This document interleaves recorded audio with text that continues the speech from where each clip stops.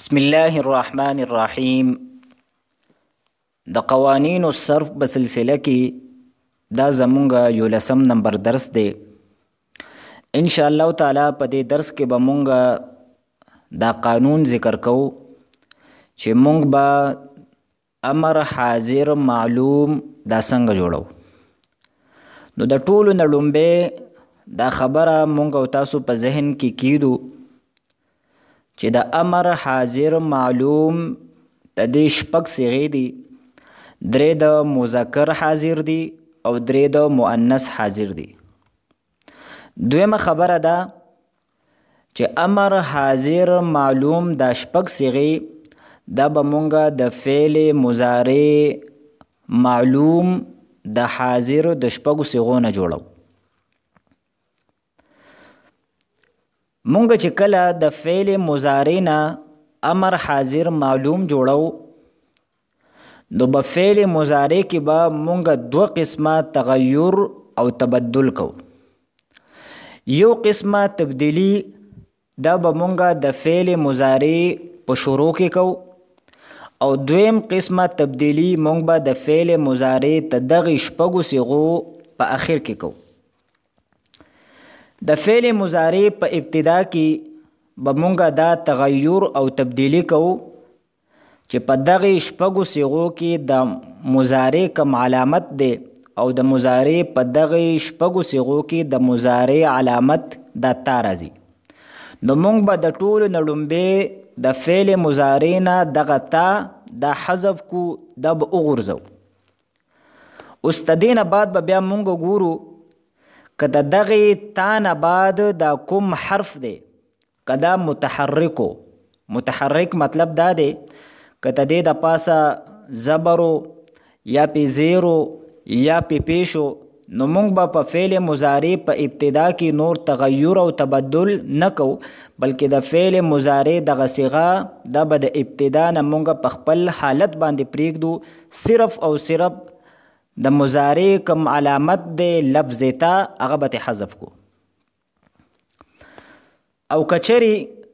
مونږ د علامت د مضارع حذف کو او تدین بعد چې دا کوم حرف دی دا متحرک نو بلکې ساکنو نو بیا به مونږ ته دغه مضارع عین کلمې ته ګورو، یعنی هغه حرف ته به ګورو چې هغه د عین کلمې په مقابله کې راغلی دی. نو کم حرف دا چې د عین کلمې په مقابله کې راغلی دی دغه حرف دا به یا مضموم وي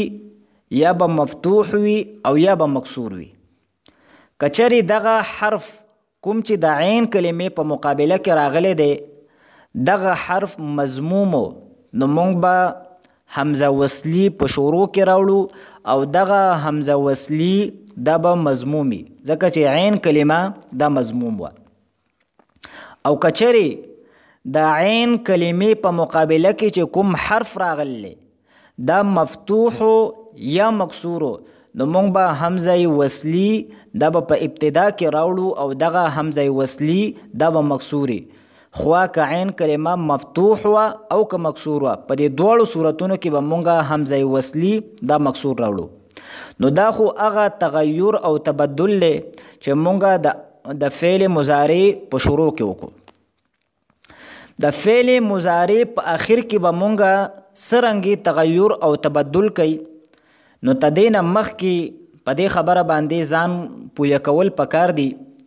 او مخکې دا خبره مونږ په څو درسونو کې په تفصیل او په وضاحت سره کړې ده چې د فعل مضارع کوم گردان دی نو د هغې کوم اخر دی نو دا مونږ په درې قسمه باندې تقسیم کړی و. یو قسمه صیغې هغه دي چې په هغې کې ضمیر بارز یعنی هغه ضمیر چې هغه په لفظونو کې ښکاره وي او مونږ تاسو هغه وینو چې هغه پکې نه وي. نو دا مونږ او تاسو ویلو چې دا 5 صیغې دي: واحد مذکر غایب، واحد مؤنث غایب، واحد مذکر حاضر، واحد متکلم او جمع متکلم. دا 5 هغه صیغې دي چې په دې کې ضمیر بارز نشته دی. او مونږ دا ویلو چې دویم قسمه صیغې هغه دي چې په هغې کې نون د جمع مؤنث دی او د هغې په آخر کې چې کوم نون دی دغه نون دا مبني دی، په دې کې به څه تغیر او تبدل دا نه کېږي. او هغه دوه صیغې دي، یو د جمع مؤنث غایب او بله د جمع مؤنث حاضر. باقي اووه صیغې پاتې شوې، څلور د تثنیې او دوه د جمع مذکر او یو د واحد مؤنث حاضر. د دې په آخر کې چې کوم نون دی نو دغې نون ته نون اعرابي دا ویلی کېږي. چې کله دا تفصیل دا زمونږ مخې ته راغی او مونږ او تاسو ځان په دې باندې پوه کړو، نو اوس به مونږ راشو د دې فعل مضارع د حاضر کومې شپږ صیغې دي. نو د فعل مضارع د حاضر چې کومې شپږ صیغې دي، نو په دې کې د دې د فعل مضارع په دې درې وڼو کوم قسمونه چې مونږ ذکر کړل د هر قسم صیغې پکې راغلي دي. د فعل مضارع کومه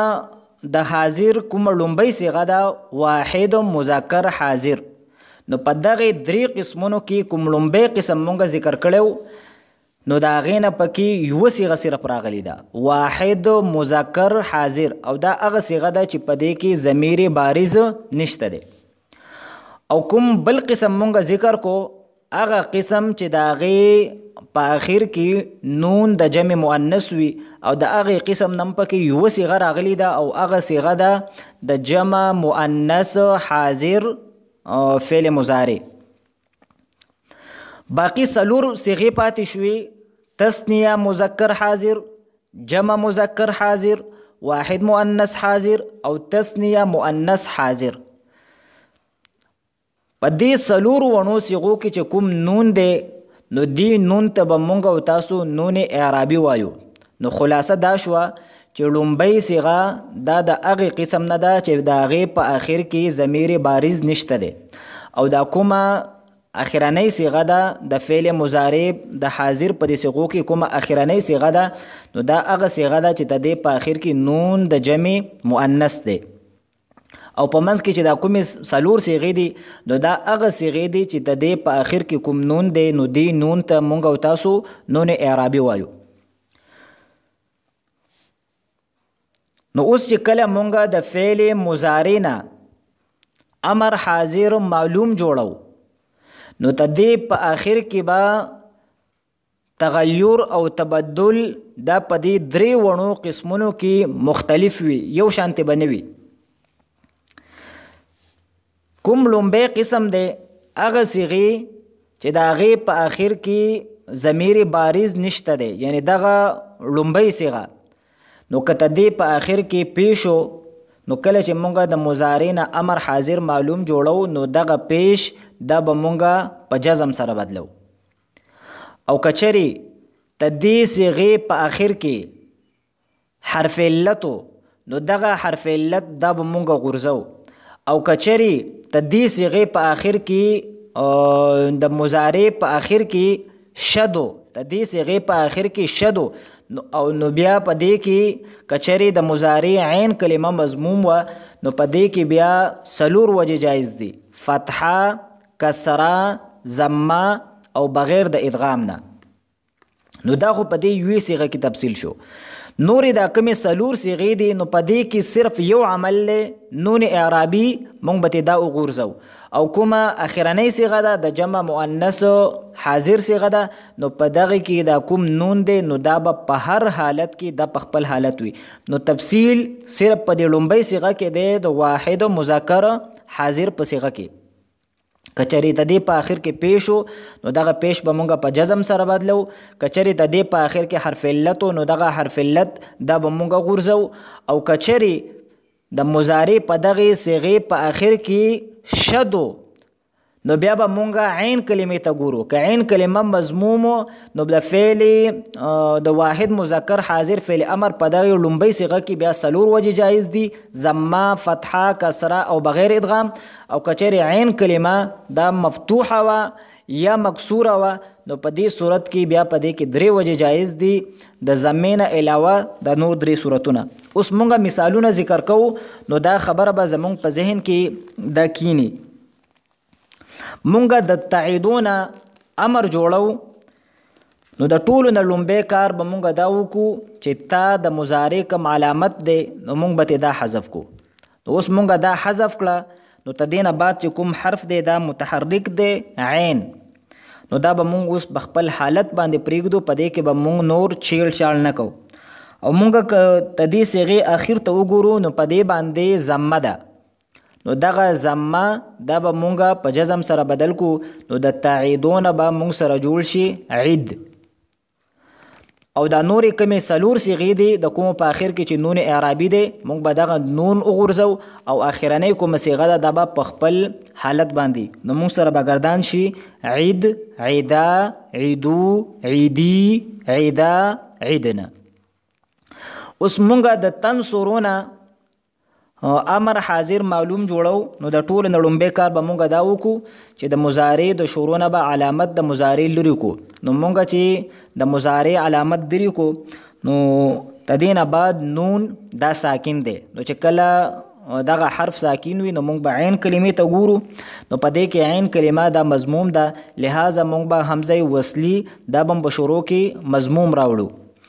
او دا هغه صیغه ده چې کوم کې ضمیر بارز نشته دی لیکن د دې په آخر کې پیش دی، نو دغه پیش دا به مونږ په جزم سره بدل کو، نو د تنصرونه به مونږ سره جوړ شي انصر. او د نورو څلورو صیغونه به مونږ نون اعرابي وغورځو او د نون جمع مؤنث دا به په خپل حالت نو مونږ سره به ګردان شي انصر، انصرا، انصرو، انصري، انصرا، انصرنا. اوس مونږ د تفتحونه تدینا د امر حاضر معلوم دا جوړو، نو مونږ د شروع نه تا علامت د مضارع لرې کړو، نو تدې نه بعد عین کلمه د تدې نه بعد حرف ساکن دی، نو مونږ به عین کلمې ته وګورو. دلته په عین کلمه باندې فتحه ده، لہذا مونږ به حمزه وصلی دا به مکسور راوړو او په آخر کې جزم دی، نو دغه جزم دا به مونږ په آخر کې پیش دی، نو دغه پیش دا به مونږ په جزم سره بدل کو او د څلورو صیغونه به مونږ نون اعرابي وغورځو او آخرنۍ صیغه دا به په خپل حالتي نو مونږ سره به ګردان شي افتح، افتحا، افتحو، افتحي، افتحا، افتحنا. او مونږ د تضربونه امر حاضر معلوم جوړو، نو مونږ چې کله علامت د مضارع لرې کو نو په دې پسې بل کم حرف دی هغه ساکن دی، نو مونږ به عین کلمې ته ګورو، نو عین کلمه دا مکسور ده، لہذا مونږ به حمزه وصلی په شروع کې مکسور راوړو او په آخر کې پیش دی، نو دغه پیش به مونږ په جزم سره بدل کو، نو مونږ سره به امر حاضر معلوم جوړ شي اضرب، اضربا، اضربو، اضربي، اضربا، اضربنا. اوس مونږ د تدعون امر حاضر معلوم جوړو، د شروع نه به مونږ علامت د مضارع لرې کو، نو مونږ سره دلته دال ساکن دی، نو مونږ به عین کلمې ته وګورو، نو په عین کلمه باندې پیش دی، نو مونږ به حمزه وصلی په شروع کې مضموم راوړو. اوس دې صیغه کې که مونږ وګورو نو په آخر کې حرف علت دی، نو دغه حرف علت دا به مونږ وغورځو. او دا نورې کومې څلور صیغې دي نو تدې نه به مونږ نون اعرابي وغورځو او آخرنۍ صیغه یعنی د جمع مؤنث غایب د جمع مؤنث حاضر په آخر کې کوم نون دی دا به په خپل حالت وي، نو مونږ سره به ګردان شي ادعو، ادعوا، ادعو، ادعي، ادعوا، ادعونا. اوس مونږ د تمدونه تدینا فعل امر حاضر معلوم جوړو، نو چې تا علامت د مضارع مونږه حذف کړه نو تدینا بعد کوم میم دی نو دغه میم دا مضموم دا متحرک دی او تدې بشو آخر کې اخرنۍ کوم لفظ دی نو هغه مشدد دی، دا غې د پاسه شد دی، نو مونږ بیا دا ویلیو کچری تدینا په مخ کې حرف باندې ضمه و نو په دغه صيغه کې به د واحد مذکر حاضر په صيغه کې به څلور وجه جایز دي، نو هغه به داسې شي مد، مدي، مد او امدد او اخو گردان به وي مد، مدو، مدي، مد، امددنا. دا کومه اخرنۍ صيغه ده په دې کې چونکې دا میم ساکن دی نو دی وجه نه حمزه وصلی دا به مونږه په شروع لراوړو نو مونږ سره به جوړ شي امددنا. بل د تفرنا مونږه امر حاضر معلوم جوړو، نو چې کله تا علامت د مضارع مونږه لرې کړله نو دلته فا دا متحرک ده، نو بیا به مونږه اخر ته ګورو او نو دام د مضارع هغه صيغه ده چې په دې کې اخر دا مشدد دی، لہذا د امر حاضر معلوم کوم لومبۍ صيغه ده په دې کې به درې وجې جایز دي، ځکه چې عین کلمه په دې صيغه کې دا مکسور ده، فتحه ویلم ټیک دی، کسره ویلم ټیک دی او بغیر ادغام، لیکن دې کې به مونږه ضمه نه وایو. نو مونږ سره به ګردان شي فر فر افرر، فر فر افرر او فر فرو فري فر افررنا. البته دا یو خبر و مونږه او تاسو په خپل ذهن کې کینو چې کله مونږه د باب افعال نه د باب افعال د فعل مضارع نه امر حاضر معلوم جوړو،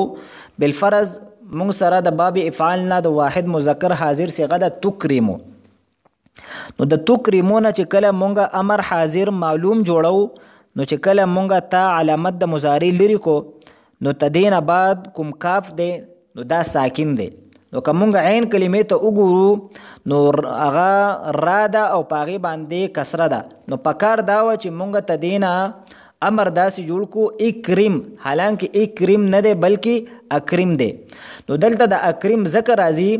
چې دلته کما حمزه قطعی ده هغه حذف شوی ده، دا په اصل کې تکرمو نه ده بلکې تو اکرمو ده، تو اکرمو. نو کله چې مونږه تا حذف کړه نو اوس دلته دا حمزه دا متحرک ده، نو دا په اصل کې ده اکرم. نو کله چې مونږه علامت د مضارع حذف کو او کته دینه بعد ټکی سوي ساکن وي، نو بیا به مونږه دا ګورو که چېرې دلته حمزه قطعی هغه حذف شوي وه، نو هغه حمزه قطعی دا به مونږه واپس راولو. نو دا صورت دا به مونږ ته په باب افعال کې مخې ته راځي، لہذا باب افعال کې کما حمزه قطعی هغه مخکې حذف شوي وه، نو دغه حمزه قطعی دا به مونږه واپس راوړو. او که چېرې حمزه قطعی نه وه حذف شوي، نو بیا به مونږه عین کلمې ته ګورو، که عین کلمه مضمومه وه نو حمزه وصلی به مونږه مضموم راوړو، او که عین کلمه دا مکسوره وه یا مفتوحه وه نو بیا به مونږه حمزه وصلی دا به مکسوره راوړو. نو دا مونږ سره د فعل مضارع نه د امر حاضر معلوم دا به مونږ څنګه جوړو، نو دا مونږ سره د هغې قانون شو. و آخر دعوانا ان الحمد لله رب العالمین.